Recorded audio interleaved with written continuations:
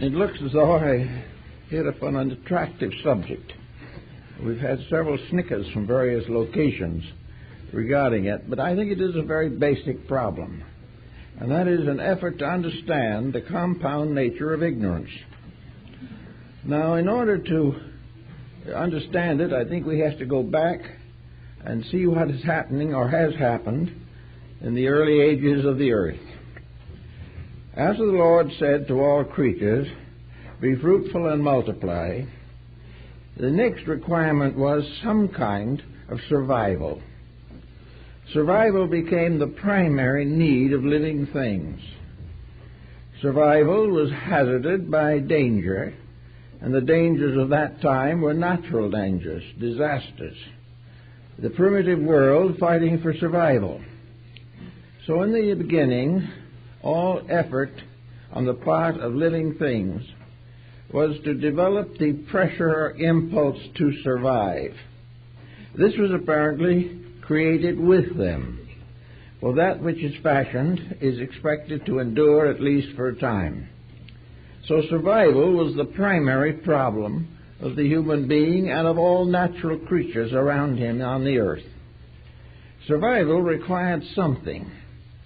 Complete ignorance was not capable of survival. And yet there was no clear demarcation between ignorance and anything else.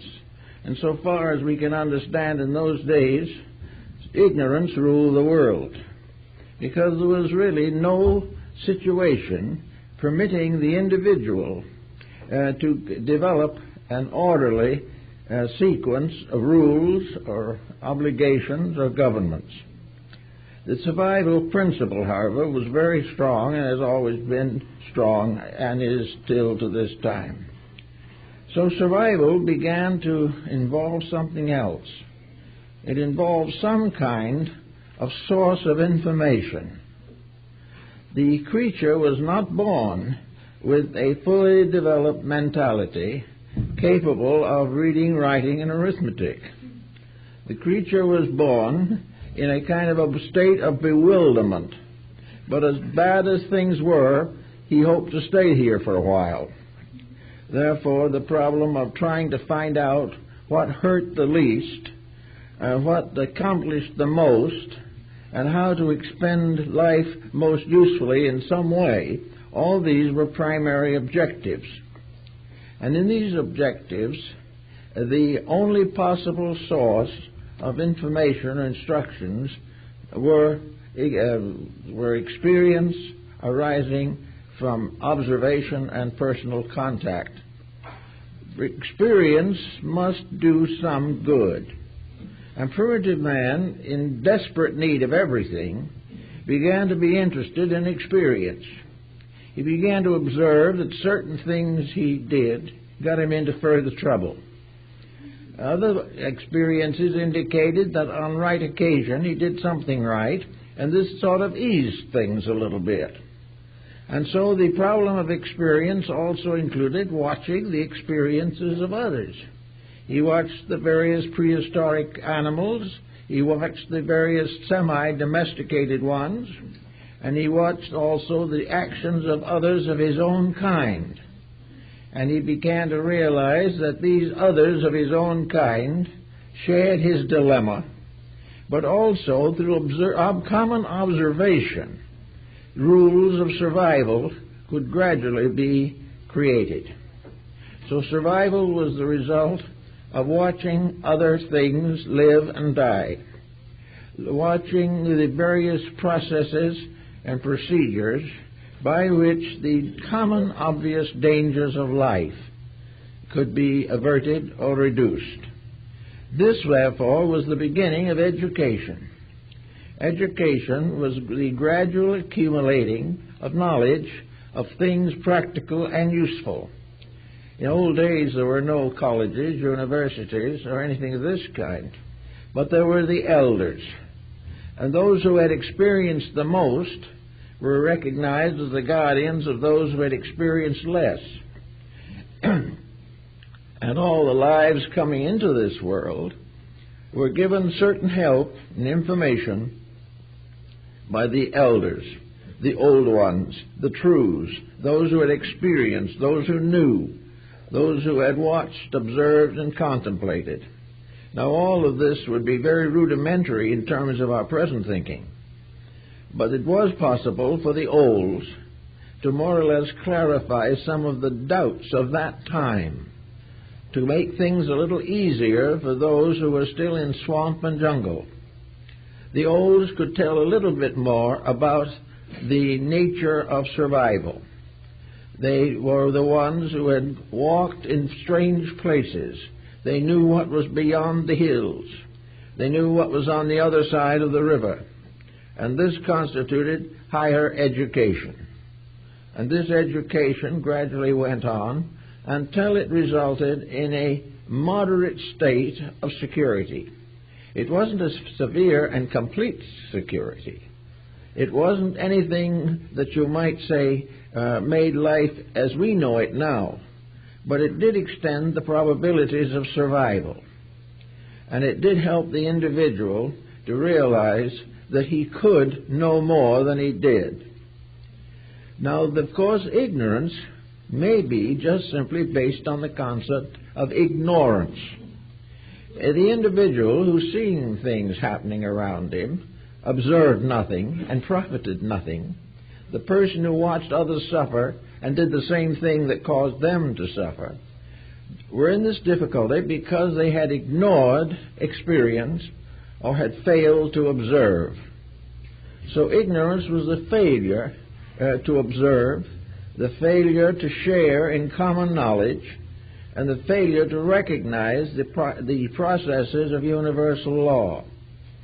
So survival began gradually to impose upon the creatures the fact that there were rules to the game, that no matter how you began or where you went, there were laws governing everything.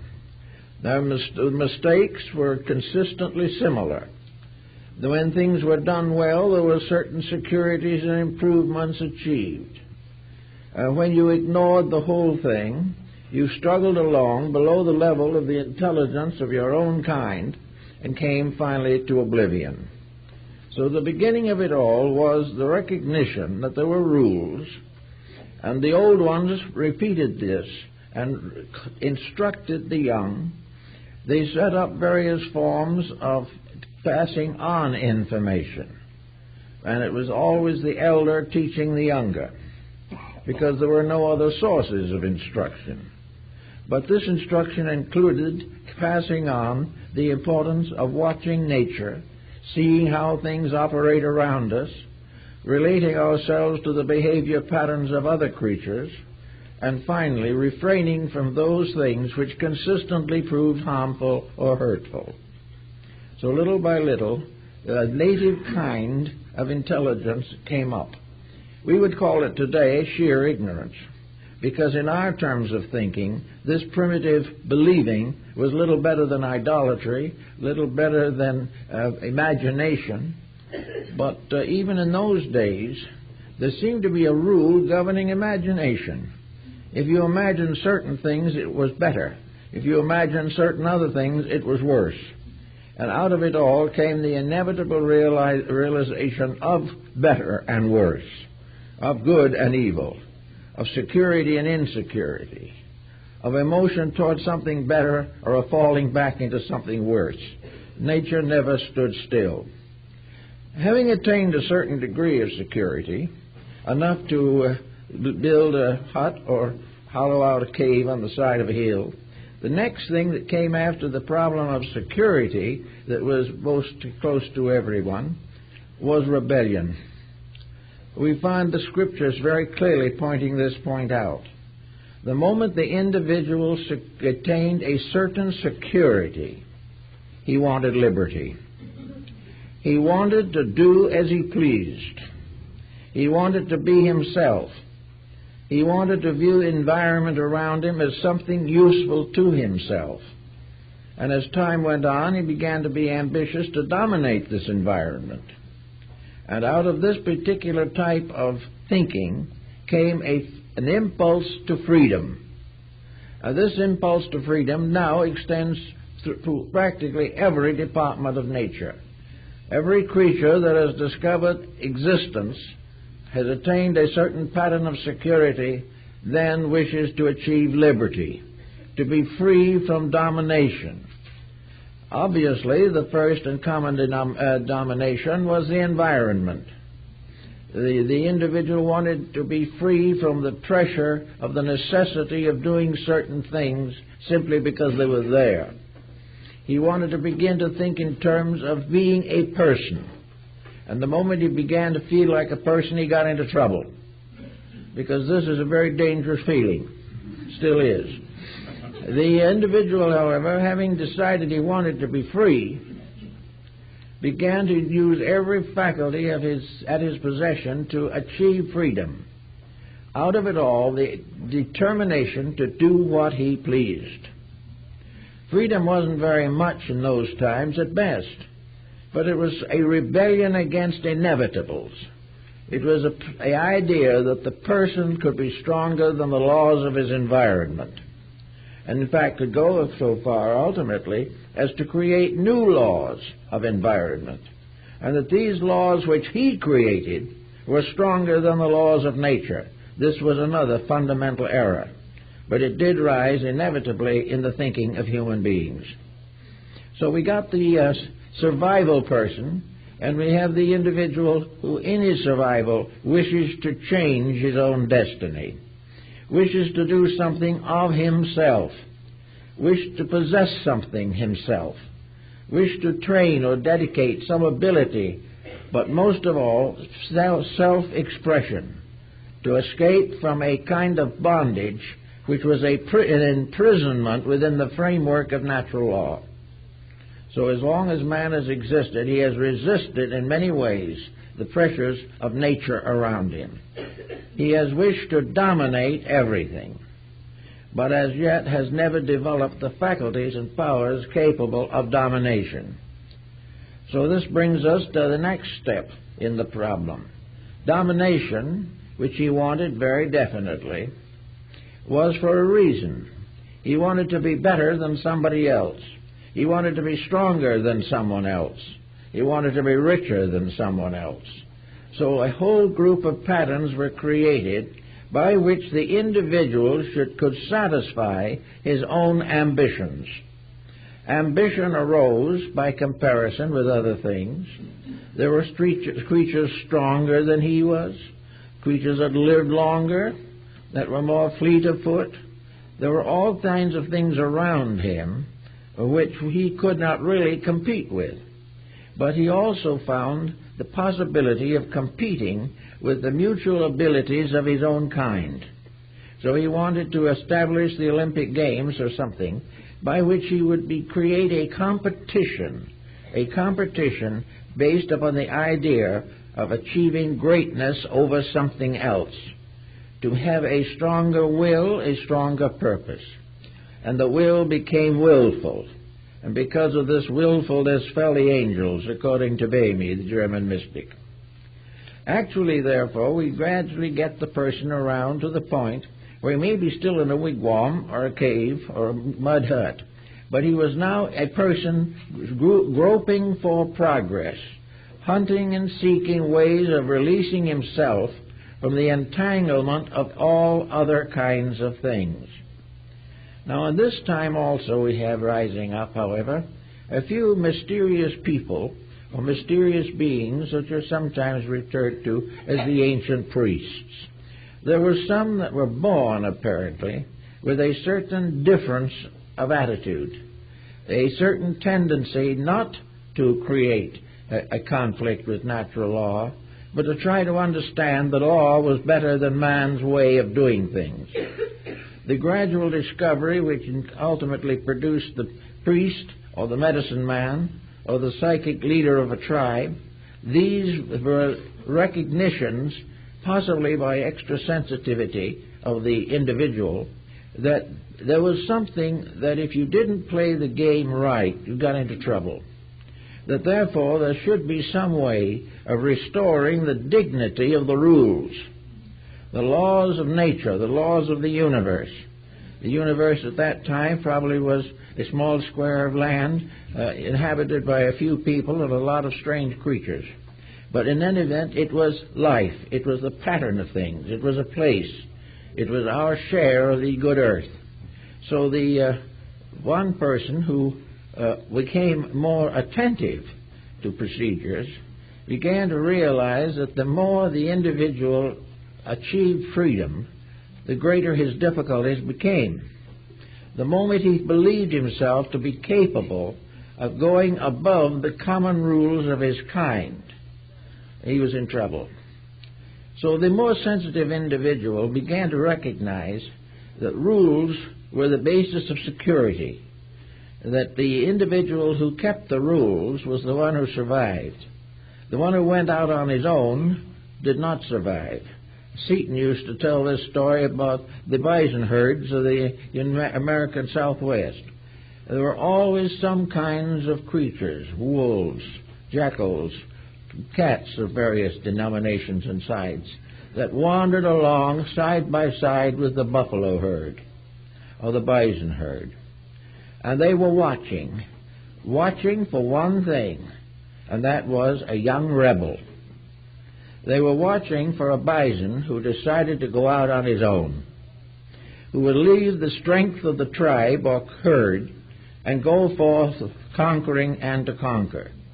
As soon as this individual animal with a higher ego got a few yards away from the herd, down came the carnivores, and in a very short time he was finished. Now the same thing happened on other levels. Seton pointed them out on animal and human levels. There are those who want to go out and do as they please regardless, who just won't take instruction or advice from anybody. They've got to do it themselves. So they wandered away from the herd and very soon get into serious difficulties, because strength was keeping the rules, weakness was breaking the rules. And no man, no matter how much he considered his own strength, was strong enough to break the rules. So out of this realization gradually emerged the concept of somebody who made the rules, and theology came into existence. But as yet it was all very primitive and tribal, and each tribe had a pattern of its own. But gradually it became evident and obvious that all of these tribes found the same experiences. They were in different localities, their philosophies worked out differently, but all by watching and observing came to the final conclusion that the universal laws were immutable, that they could not be broken. Man cannot break the laws, but the laws can break man if he disobeys them.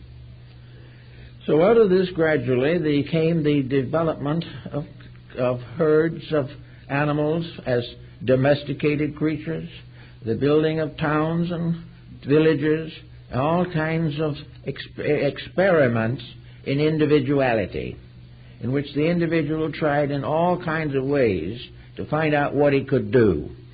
And as he went along, he found that when he did certain things, he had certain rewards, but everything he founded also had certain penalties. The moment he went away from nature and nature's basic principles, he was in a confusion. All of his own ideas were useful and helpful, and he was proud of them, but a great many of them led to trouble. As, for example, the more the village grew in size, the less possible it was to stay in it. The village had to be left behind because of problems of sanitation that had never been solved, and therefore the village became a death trap, although it was the beginning of what we call civilization. And we're not quite certain now whether civilization is not an infirmity in itself. But regardless of all these things, our creature goes along. There was no schooling, as we know it, any more than there was school for rabbits and cats and dogs. But they all had their rules and they all had their laws, and they enjoyed what we might term today a natural ignorance. Now, a natural ignorance is not dangerous, really, because it is something we can get over. A natural ignorance afflicts everything that comes into this world. The babe that is born is not self-sufficient. Nothing that happens in our world is with a complete sense of certainty. There are always possibilities of alternate views, and most of all, there is the primordial lack of ultimate wisdom, which has afflicted man since the beginning of time. There are things we can know and the things we cannot know. And up to a certain point, everything we could know became natural, normal, and possible. And what we could not know became the source of eternal fears, doubts, wonders, and conflicts. There was no centralized opinion about things we could not personally sense with the limited faculties that we possessed. So we came out with an ignorant person.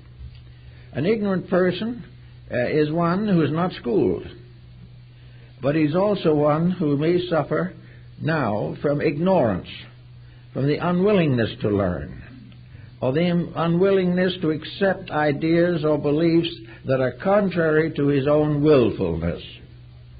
He will not accept the limitation upon his freedom without great resistance, and yet the freedom that he has perverted constantly since he first had it. His freedom can destroy him just as quickly as his bondage can. All the various patterns of life that he sets up are subject to certain rules and regulations which he has to finally accept.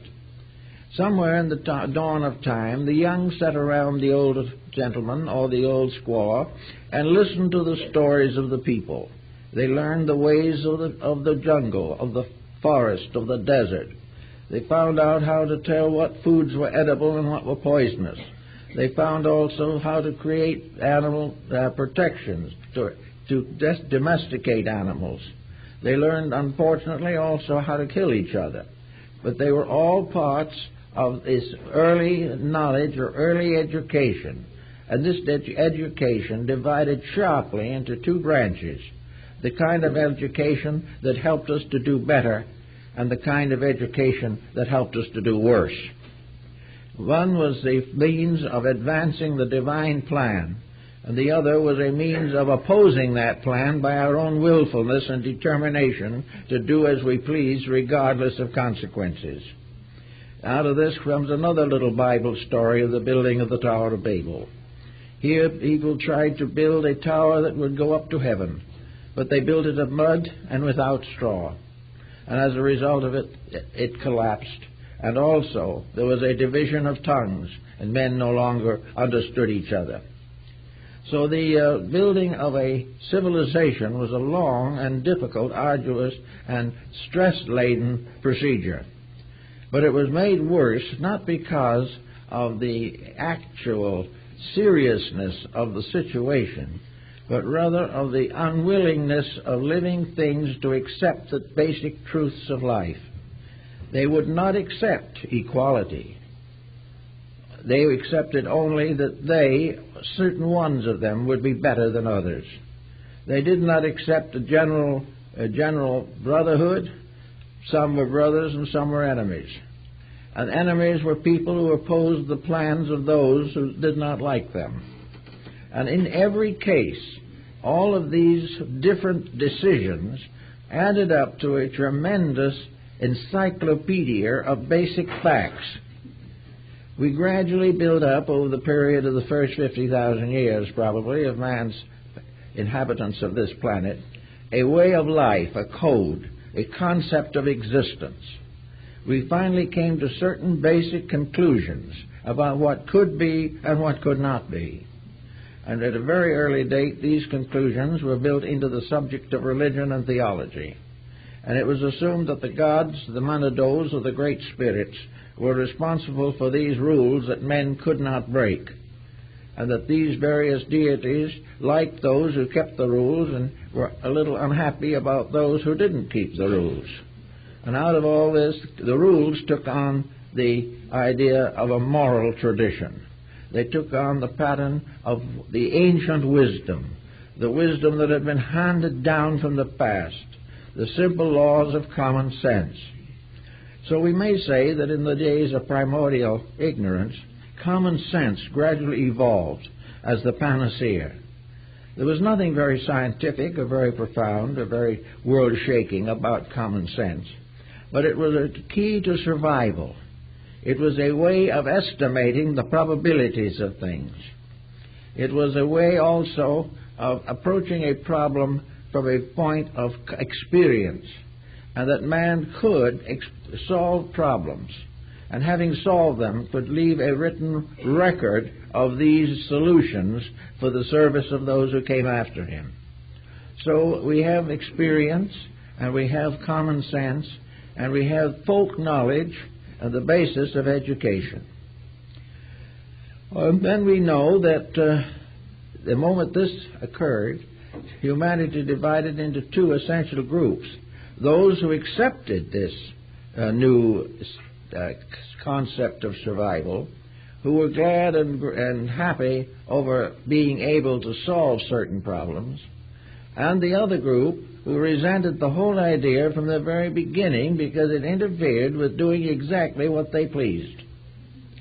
The freedom of will was hazarded, and this hazarding of freedom became a moral evil to those who were morally inadequate, so that we now have here the beginning of, we might call, an assumed ignorance, a new kind of ignorance, an ignorance resulting from the dissemination of false knowledge. And this false knowledge came into existence for one reason and one reason only: individuals not willing to live according to the laws of nature. They had to do it differently. Therefore, the knowledge which they acquired in the development of their own egos became, we might say, a very complicated form of ignorance. All of that has descended now to our present time. We have schools, we have universities, we have all kinds of places where the individual can go to learn the essential values of a kind of living.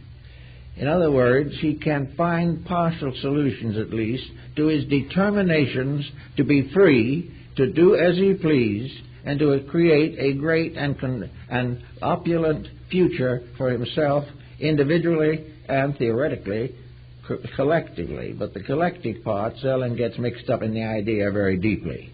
Each person is out for himself. Now, having come to this idea of how to be successful, they began to teach it. And this process of being successful has been what might be termed practical or acceptable learning. That which did not improve the individual's temporal condition was not necessary to his success. Now, success was a very interesting thought, and most people today devote their lives very largely to the concept of success. They want to be successful. And if there are laws interfering with that, if they're man-made laws, they break them, and we call it crime. And if they are divinely made laws, they call it sin. But sins are not very important to the average person. Crimes are more difficult to get away with. So the problem of the individual breaking away from the pattern by motive of self-determinism left a very serious weakness in our systems of learning. In our definite determination to do what we want to do, most of the world has forgotten what we were supposed to do. The idea that we came here from some remote source and went through hundreds of thousands of years to gradually develop a mind has been overlooked almost completely. It has been assumed that the mind was just given to us to do as we pleased with, that we could use it for the most unpleasant thinking, that we could use it to corrupt ourselves and others, and we could use it as an excuse or defense against the mistakes that we make. Now, by the time we have been thoroughly educated, we have what is called acquired ignorance.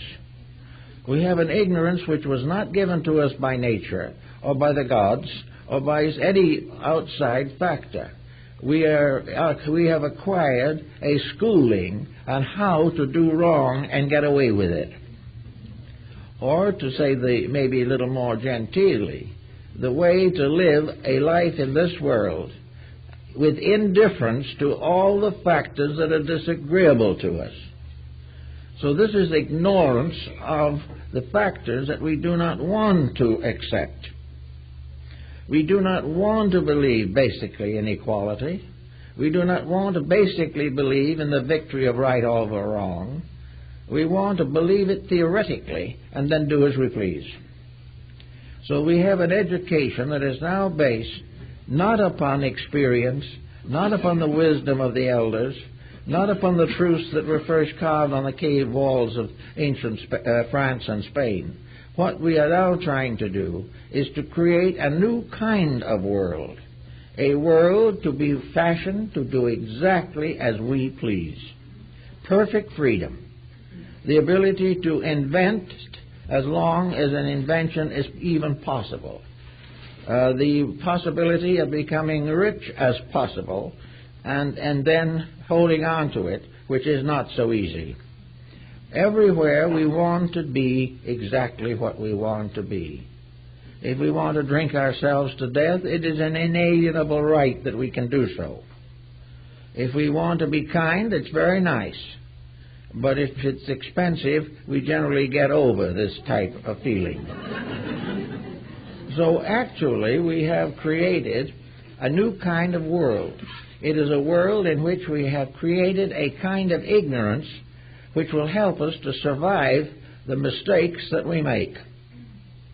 We do not want to do it right primarily. We want to do it sufficiently so that it will serve us, but not that we will serve it with any true integrity. So we have today to find what might be termed basics, and they're not easy to find. They're not easy because we do not believe in them any longer. We believe in certain specialized attributes. Way back in the dawn of things, when there was an argument, somebody threw a stone, and that gradually developed into a slingshot. Then we put a handle on one side of the stone and made a tomahawk or a battle club out of it. Then we developed the bow and arrow. And then after a while, the throwing spear, which was the primitive weapon of the Western Hemisphere. We went on a little further, and somebody found out that the Chinese fired firecrackers for weddings and funerals. So we took the idea and made a cannon in order that we might shoot each other. After that got a little longer, and then everybody had a little bigger cannon. Then something else had to be accomplished in order that we should always be victorious over the adversary. And of course, the adversary was always part of ourselves. So we gradually broke up humanity into a mass of conflicting units, each struggling desperately to survive according to rules that were essentially wrong. Therefore, education should have come along at this time and begun to correct these errors. But what education did, instead of explaining to us why we shouldn't build bigger cannons, education now tells us to make nuclear bombs instead. And that becomes a symbol of the higher learning of our materialistically oriented culture.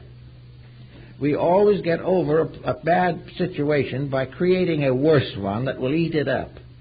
And then we will suffer because the thing will turn on us. So all the way along, the problem of ignorance has never essentially changed and cannot change until the individual determines within himself the difference between ignorance and wisdom. The evidences, the monuments to ignorance are so numerous that even the school child today is beginning to feel this process.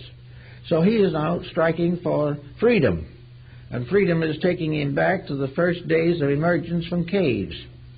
Today we want to show that we do not respect the mistakes of our elders by creating an antisocial situation.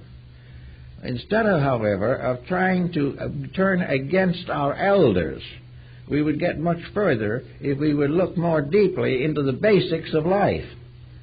It is not our ancestor who is responsible primarily. It is always an attitude, a conviction, and a belief that is unsound. That gets us all into these difficulties.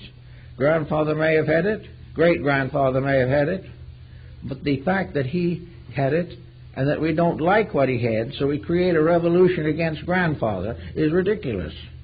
The revolution is turned against a person, but the very ones who are revolting are in their own turn, in a little different way, doing the same thing we reject in their ancestry. It just keeps on repeating itself. So the problem of the need for clearing up of ignorance has to be given some kind of thought sometime, or gradually humanity will return to the caves from which it came, because it cannot stand the constant battle between personal willfulness and universal truth. The two are incompatible unless the individual rises above himself. These basic laws will never come down to his level. He has to go up to theirs or he is in trouble. And to go up to theirs, the higher levels of things, will result or require self-control, discipline, idealism, integrity, a fraternal relationship with life, revolutions of a peaceful nature in which we find joy in growing, whereas revolutions of a militant nature lead to nothing but distress. So we are looking around now to see where we are beginning to work on the problem of getting real education, to come into the possession of an acquired knowledge that will serve us. We have as the basis of an acquired knowledge an internal life around a mysterious power, principle, or energy which we call soul. There's something inside of ourselves, a small voice that gets smaller as the days go by, but is still there. There is an internal realization that we're wrong. But we haven't the courage or the strength or the integrity to give that realization an opportunity to express itself. We are convinced that in our present state, the first move toward living better is going to strip us of everything we have. We are going to be outlaws if we become intelligent. The reward is not to be intelligent, but to become part of a pattern. The rebel, the teacher, the idealist, the dreamer, these are outcasts, rejected by a society that wants none of them. There are certain things we have not been able to reject because of the tremendous intensity and universality of them, such as, for instance, religion. But we still are able to live in the presence of it without being greatly influenced. And most people, regardless of their religious affiliations, are seeking primarily for fame and fortune. These are the things that come first. Now, if we're going to try to do something to change this basic ignorance, then we must say or believe that this basic ignorance is in a sense moral. It is kindly. It is rather simple. It's just, I don't know, but I'd like to find out attitude.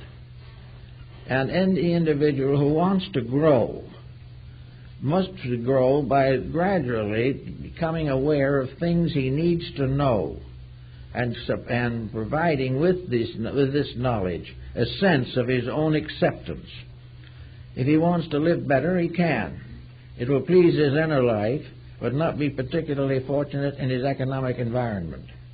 Therefore, all the way along, the individual has to stand for principles, or he must become involved in the compromises which we now call civilization.